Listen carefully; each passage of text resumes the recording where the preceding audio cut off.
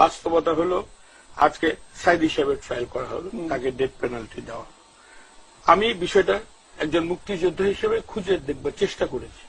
আমাদের গ্রেটার বরিশালে যে মানে অন্যতম মুক্তিযোদ্ধা সেক্টর কমান্ডার জলি সাহেব ছিলেন, তারপরে নাম্বার 2 যিনি ছিলেন মেজর শাহজাহান ওমর বীরুত্তম, তাকে আমি জিজ্ঞেস করেছি যে সাইদি বিষয়টা কি।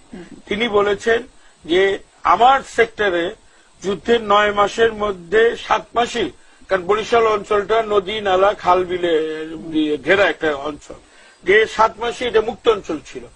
বরিশাল হেডকোয়ার্টার শহর, পটুয়াখালী হেডকোয়ার্টার, এরকম 2-1টা জায়গা ছাড়া বেশিরভাগ এলাকায় তার নিয়ন্ত্রণে ছিল।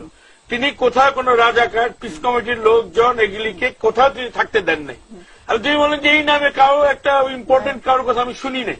এবং তিনি বলছেন আমি শুধু না, আমার সেক্টরের অন্যতম আরেকজন মুক্তিযোদ্ধা যিনি আওয়ামী লীগের পক্ষে, আওয়ামী লীগের দলের এখন সাথে রাজনীতি করছেন, মেজর জিয়াউদ্দিন, যিনি সুন্দরবন এলাকায় সম্প্রতি আহত হয়েছিলেন, আমরা সেই জিয়াউদ্দিনকে তিনি জিজ্ঞেস করেছেন। জিয়াউদ্দিন সাহেব বলেছেন যে সাইদি নামে এই ধরনের বড় কোন রাজাকার ছিল।